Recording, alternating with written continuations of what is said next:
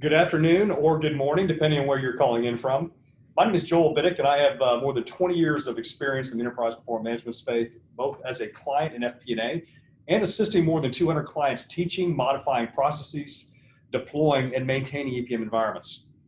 Here at Clarity, our team has successfully completed several public sector planning and budget implementations, notably at Cook County, Illinois, which happens to be the second largest U.S. county, Forest Preserves of Cook County, Illinois, and the city of Chicago, which is the third largest U.S. city.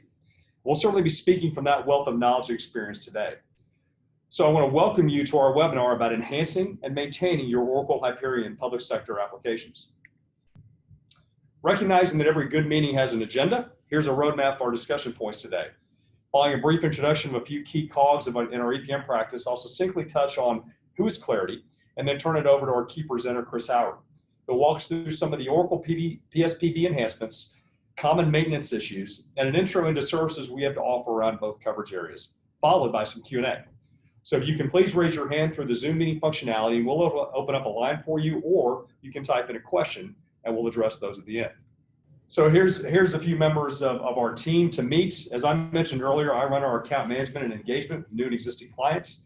I'm a former Fortune 500 retail and CPG leader who's worked extensively with both FP&A and accounting close process and the EPM technologies that automate that process. The good-looking colleague to my right is Mr. Barak Burgun, who runs our EPM delivery practice here at Clarity. He's a 20-year vet as well, with FP&A background, and he used to be the global QA lead at Accenture for their Hyperion deployments worldwide. He truly is one of the top EPM design experts in the US.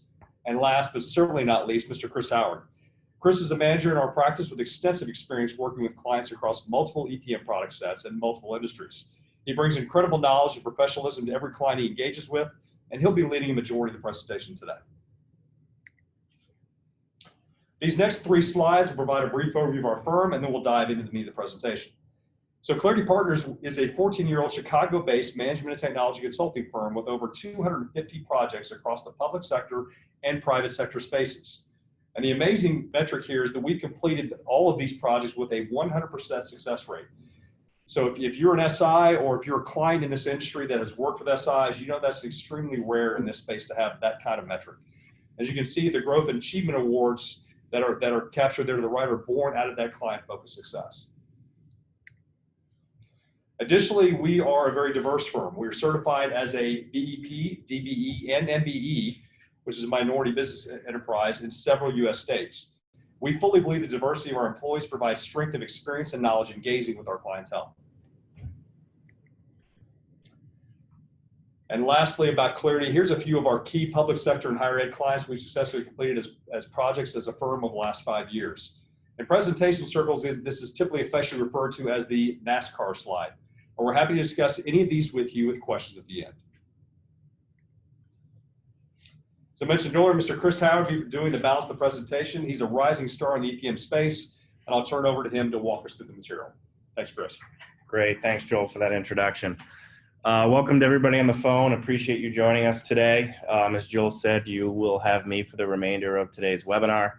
At the end, we've reserved some time for questions, so either type those into the chat or raise your hand, and we'll do our best to get to those at the end of the presentation. So as Joel alluded to, our first agenda item is going to be Oracle PSPB enhancements. So we've kind of marked down here a couple of the items we want to cover today. Before I go through each of those, what I will say is each of these items here that we'll cover is either a customization of existing Oracle PSPB code, or in most cases, a customization that has been completed by our team in the last 3 years. Most notably at the city of Chicago or at Cook County. So the first thing I'll walk you through is our financial FTE allocation update. We'll then move on to a single step transfer, which we've gotten a significant amount of positive feedback on. We'll move to mass updates for employee planning. We'll walk you through default grade and step values. And then we'll get to an area that I'm passionate about, report management, which will allow you to automate your narrative reporting, so annual budgeting books, CAFA reporting, etc. And then we'll demonstrate 2 examples of those reports, which will be a compensation expense report and a council report. So first, as I said, we have our financial FTE allocation update. So as you can see here on that left-hand screenshot, traditionally in PSPB, you've always been able to allocate your employees to multiple funding sources. So as you can see here, this individual in the fund segment column is assigned or allocated to two funds, 0100 and 0310. What was always lost in the past has been the ability to report that individual who's allocated to multiple funding sources as a financial FTE. So what you can see on the right-hand screen here is a financial FTE column that is now populated with a 0.5 FTE. So essentially what our team was able to do was add that financial FTE account and modify the existing PSPB code to look at how that person was allocated, what percent, and then derive a financial FTE off of that entered value. Single step transfer. I know this has always been a somewhat cumbersome process. So what we've done here in your left-hand screenshot, if you were to enter your planning forms and wanted to do a single step transfer, you could right click on the employee that you wanted to transfer. And that will open up in a menu item we've created. And that's going to allow the planner to select a target entity, and you'll notice that the source position and the target position were automatically populated. Now we've graded or washed out some of the content here just to be respectful. But as I said here, your target position and your target entity will populate. You'll select your target entity. One of the things that's nice about this transfer process and how it really eliminates and saves time for the planner is it will automatically create the position in the target entity if that position did not exist there before. So you'll simply be able to hit launch in the runtime prompt, and that position will transfer over to your new entity. Moving on to mass updates. Traditionally, mass updates are loaded at the beginning of the budgeting process, and these tables are populated, and it allows the budgeting managers or the planners to create and do their employee planning off of these assumptions. But what the mass update functionality that we've created really allows you to do is adapt to changes or make modifications or conduct what-if analysis during your budgeting process. So what we're looking at here on these three screenshots, I'll start with the one on the far left. This would be the beginning of your budgeting process. These grades and rates are loaded. You'll notice that these are monthly rates in this case. This also will work for hourly rates as well. So the first screenshot is the original loaded rates at the beginning of the budget season. Let's pretend that you're currently in a negotiation with the police union, and as that's occurring, you're doing your budgeting process, and as the negotiations are resolved, you may have to update the rates or the assumptions at which you'd be planning for the police officers in your budgeting process. So you'll notice the original rate column in the middle screenshot is $200 higher for each rate. So historically, the loading and the changing of the assumption table was never that challenging. But what this process and our configuration and customization really allows you to do is we've modified the existing PSPB code, which is a pretty challenging thing to do for anyone who's actually gone in and looked at the pre-configured code. But what this allows us to do is the screenshot on the far right, we've given the admin the ability here at step 161 to update the employees and position vacancies with new salary rates. So when the admin launches that rule, you'll see here on the next screenshot a couple key things. You'll see the original rate, and now you'll notice that the schedule rate and the new rate have changed and have reflected that $200 increase. So this is key for several reasons. It maintains the original rate that existed at the beginning of the budget process, and it also shows you the new rate, and we've created reports that you can run comparisons against. Additionally, worth noting, if I have a special circumstance where I have an employee who is part of a a step and grade that is compensated differently than the assumption table. Let's say they're making $10,000 here as their original rate. What will happen when I run this rule is the logic in the updated code that we've implemented is dynamic enough to realize that the rate that employee is being paid is higher than the assumption. Therefore, do not overwrite that rate. So in that example I just gave, that $10,000 rate would have stayed as the original schedule, and would have been there in the new rate column as well. So that's nice that it's dynamic enough to not overwrite any changes or any exceptions, we'll say, to the step or grade table that you may be working off of. The last piece to this process here that I don't have a screenshot of but is worth explaining is there's an exception report that's been created which you can run, which will allow you to see those exceptions I had just highlighted of if I was paying somebody higher or lower than the step or grade table had indicated. So that really gives you the ability to analyze and report depending upon any changes or what if scenarios you've run with by modifying your schedule and rate tables.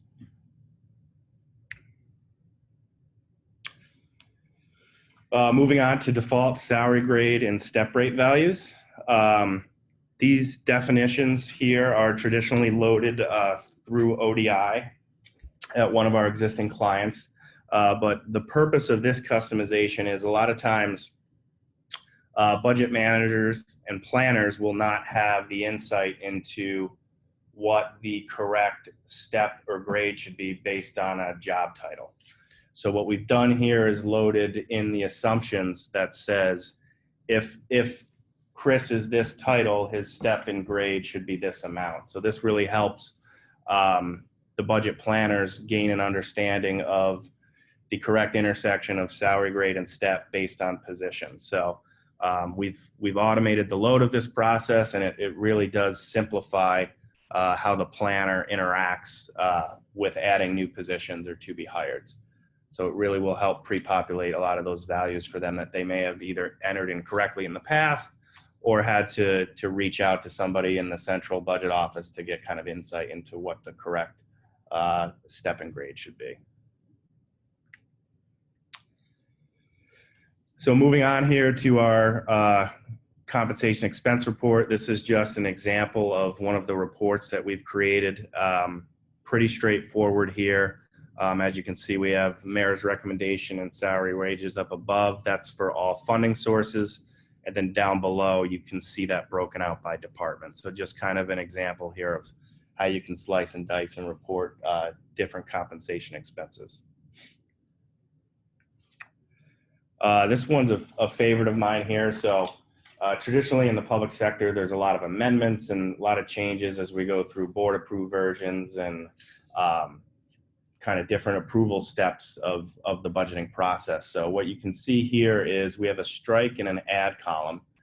And essentially this report was created for council amendments, as I had said. So the strike column is the legacy column, or the latter version of what's being approved. The add column, which is short for amendment, is the amended value that's been approved by the approving authority. And then in the far right column, we have a delta or a variance column in dollars, so folks can see the differences between what was originally in the budget versus what the amended value is. And then down below is an example of same type of logic, but we're looking at changes in FTE and salary. So what you'll see there is, or what you should notice about the entire report is that it is suppressing and only showing intersections or departments where there were changes or amendments made. Moving on to report management. So most public sector entities have annual reporting requirements, as I had said at the beginning of the presentation. I know from our past, the budget books and the CAFR reporting is pretty significant size, contains narrative reporting alongside of financial reporting. So what we've developed here at Clarity is a process to help manage the creation of those annual budget books and reporting requirements. So that is That is, I can actually say with confidence that that is a fully automated solution. And one of the key cornerstones to that is this Excel file that we've developed to kind of manage and house all of the reporting jobs. So that does several key things. It centralizes and improves the reporting production maintenance. It helps automate the process of initiating jobs. And then the second bullet point here is we leverage bursting to allow us to create single reports, but then automate the running of those reports for multiple points of view. So we can have one report and run it for an infinite amount of fund and entity combinations, and we can automate that process. So the benefits of that are really tremendous. We've seen reduced cycle times at one of our clients through the budget book production process, approximately 500 personnel hours down to about 5. And that's allowed us to create a fully automated budget book and CAFR for that client, completely reducing human error. We've implemented a workflow to manage the approval process for the narrative collection. This also allows for improved transparency between version changes of the budget. So with so many legislative implications on a public sector budget, we've seen cases where either a certain tax is not upheld and the public sector entity is going to lose a certain amount of revenue. And this is 4 weeks before the budget is supposed to be approved and finalized. So the Hyperion planning application is flexible enough to help handle those changes. But if we had pivoted back up to the bullet point number 1, and it's going to take you 500 hours to rerun and reprint the books, that's a devastating amount of time and can really handcuff the budgeting process of a large entity. So that improved transparency between version changes here is incredibly important and something we're definitely very proud of. This process has also standardized the design and formatting of multi-source documents. As I said, the example from Cook County is those budget books have org charts, they have pictures, they have the financial reports alongside of it produced by Hyperion, and then most importantly, they have narrative, which is collected from all different parts of the enterprise. So standardizing the design and format of those reporting documents is of critical importance, and that's one of the things that has allowed us to reduce the cycle time here. Lastly, we've documented this entire process for both Cook County and the city of Chicago, and we've reduced the dependency on personnel knowledge. So the example of the story I always like to tell is, if I have all of the institutional knowledge myself at my place of employment, and I go out and win the Mega Millions and I quit the next day, the organization is going to be handcuffed and is going to be left standing there trying to pull the pieces back together of all the institutional knowledge I have. So for both Cook County and the city of Chicago, going through this process has produced a tremendous amount of benefits for them and really help protect their institutional information and get that documented. So the torch can be passed from employee to employee. So now we'll kind of pivot to common maintenance issues. So before getting into that, we obviously went through our financial FTE allocation enhancement, our single step transfer, mass updates, default salary grade, and step rate values. Those 4 are all really, as I had said, significant customizations to the existing code and customizations that we're very proud of as a team. And then as we had just walked through the reporting enhancements, I think there's a tremendous amount of value that can be gained there for any institution with annual budgeting and reporting requirements. So with that said, we'll move on to our common maintenance issues. I'm going to touch on a few things here, and then we'll move down into some common maintenance tips. So one thing that we see a lot at our clients is integration issues. With data loads, metadata loads, process scheduling, hierarchy management.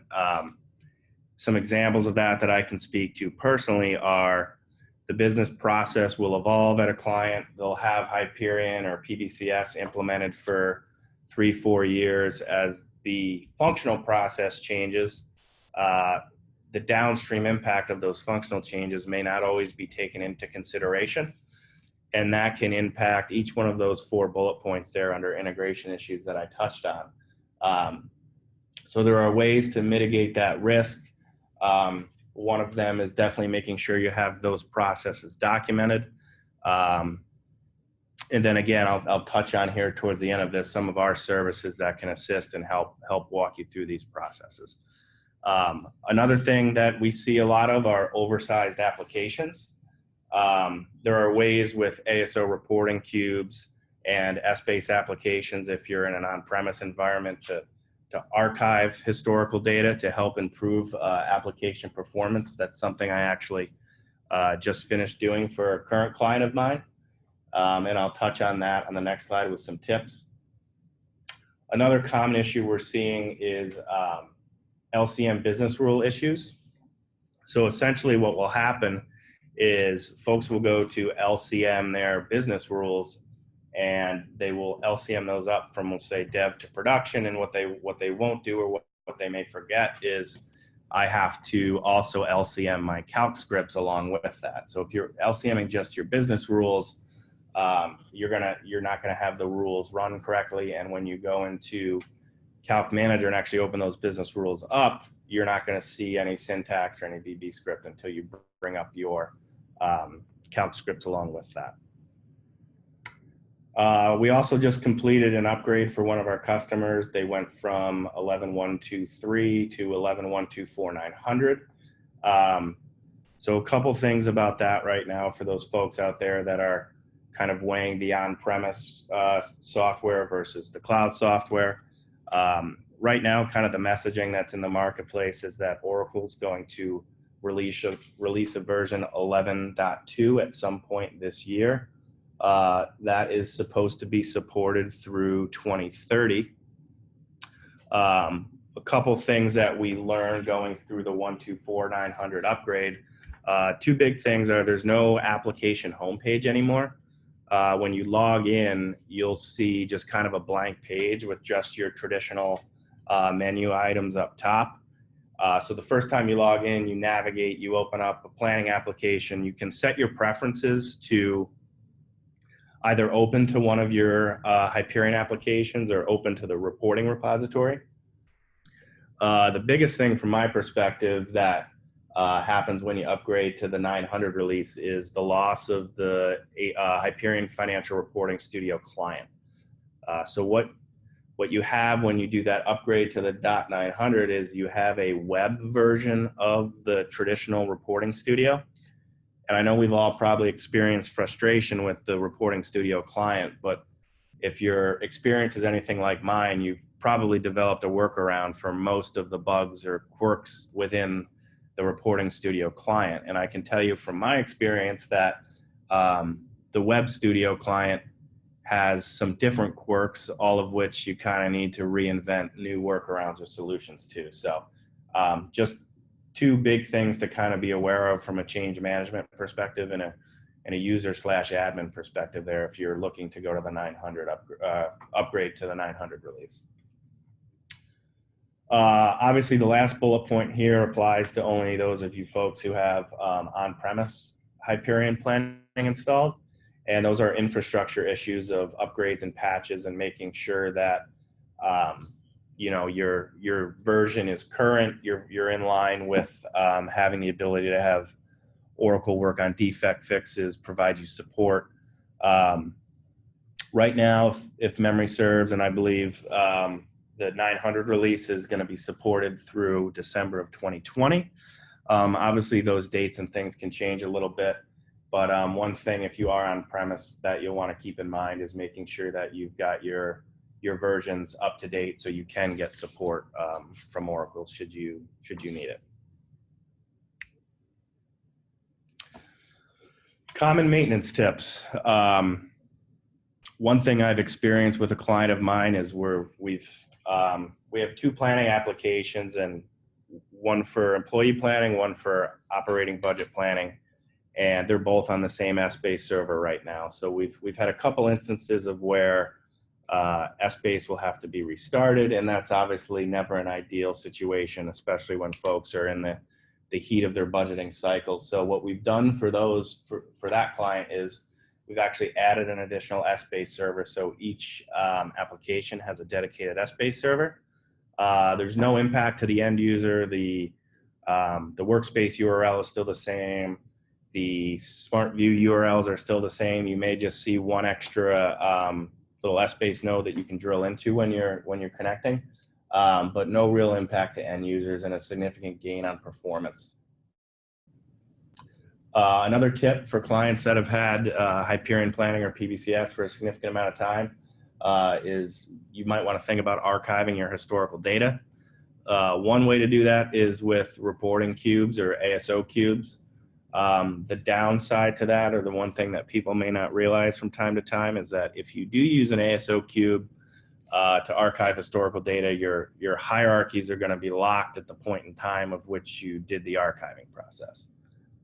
If you have Hyperion Planning on premise, what I've seen at some clients and what we've actually implemented is we've taken a copy of the S-Base data and archived it as just an S-Base app. That way, if you did have to restore or bring it back, it's kind of like a point in time snapshot if you archive it with S-Base. But obviously that's on premise. Implemented at the City of Chicago by our team was a single ASO cube for reporting. That was a very big win. So we have, from each of the planning applications that we have implemented there, there's a single ASO cube that receives data from each of the applications that allows the budgeting team there to report out of one single source, and that was a big win for them. The last two things, a little bit minor, but as it relates to cleaning up log files, that's something that's often overlooked by folks, and you can actually create a pretty simple batch file that will rename the log file and archive it, and that's a good way to really improve performance and keep your system healthy, right? And that's something that is usually, when I get on site to clients, that's one of the first things I look for, because as I had said, that's usually a very overlooked item. And then lastly, you're just going to want to clean out your data exports, keep those up to date, archive what you need there. Kind of goes hand in hand with the log file cleanups, as I said. One of those things that is often overlooked, but can be a quick win for those of you maybe looking to improve performance here and there.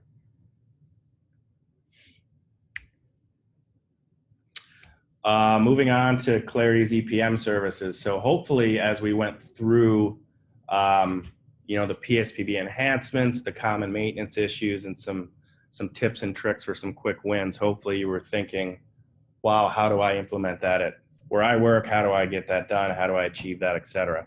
I will say with the PSPB enhancements that, as I've said a couple times here, that was a significant amount of code configuration coupled with customization. And then as we got into the common maintenance issues, we've got some services here that can help support both of those. So I won't read all of these, but I'll touch on a few of them. Hyperion Application Managed Support, or what we refer to as AMS. That's one way of outsourcing your Hyperion support to our team. We take on the full cycle of supporting that application and your users. And that's an advantageous offering that several of our clients have taken advantage of. Migration from on-premise to the cloud, that seems to be a pretty popular topic nowadays for folks. If they're on-premise, do I upgrade? Do I go to the cloud? What am I gaining? What am I losing? We've done consults for a few of our clients on that as well. And then I'll touch on the fully automated narrative reporting. That's been a big win for both Cook County and the City of Chicago. And that's something that we've really refined that process, and I think we can take that elsewhere. And if you're on the line and you're not in the public sector, most companies have some form of annual reporting or board reporting or narrative alongside financial reporting there that I think is a big win if anytime you can automate that process. So anybody has questions about these services here, as I said, we can touch on those either offline or at the end if you have specific questions. Lastly, the right experience. So I know Joel sort of alluded to our credentials at the beginning of this, but I kind of want to reiterate them. We've had over 250 plus successful local public sector and nonprofit projects as a firm. We have highly experienced project leadership, which I hope you guys all were able to retain that from Joel's introduction of himself and Barack. We have an experienced staff. Between our staff, over 300 plus Hyperion implementations, which I don't think you're going to find that most places. We are a Oracle certified platinum partner, which kind of rolls right into the next bullet, which it allows us to have a very strong alliance with Oracle. We have direct access to Oracle development. We're usually right on the forefront of what's coming next in terms of the functionality and features within the product, whether it's on-premise or in the cloud. Additionally, you'll get access to a team of Hyperion or PBCS. PBCS is Planning, Budgeting, and Cloud Service. That's Oracle's cloud offering. So you get access to our team of about 15 folks, all of which have varying skills and knowledge of both Hyperion and PBCS. And as Joel had alluded to, again, we have a 100% success rate with our implementations. So no failed implementations, which I think is a big thing in this space.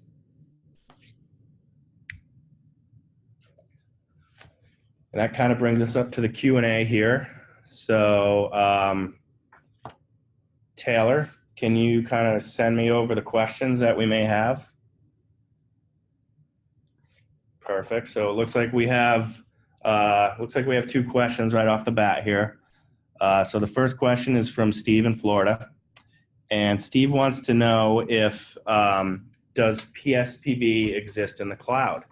That's a great question. So public sector planning and budgeting does not exist in the cloud as a module, but here at Clarity we have created an Oracle Cloud application that replicates a significant amount of that PSPB functionality, specifically around cost allocations, employee compensation planning by items such as bargaining unit, step and grade, as we kind of went through here in this presentation. Additionally, we've also developed a capital planning model within Oracle's cloud platform. So that'll give you the ability to budget by project, look at your projects by a 5-year outlay, and even the ability to assign human capital to specific projects. So hopefully that answers that question. And the next question here is, as a new customer, should I implement Hyperion on-premise or should I implement Hyperion in the cloud? That's a very popular question. What I would say to that is, you know, each company's situation is unique. So one of the services I didn't touch on was Clarity's ability to do road mapping. So what that would look like is we'd come on site and conduct some knowledge, requirement gathering sessions with your team and really help assess based on if you have Hyperion, what version are you on, what customizations do you have. Certain things don't always translate directly to the cloud. So we'd have that discussion with you if you had Hyperion installed. If you're new to Hyperion and are deciding between on-premise and the cloud, we can really walk you through the functionality and features you'll get with either the on-premise or the cloud offering. We can talk through the pros and cons of how Oracle will support you.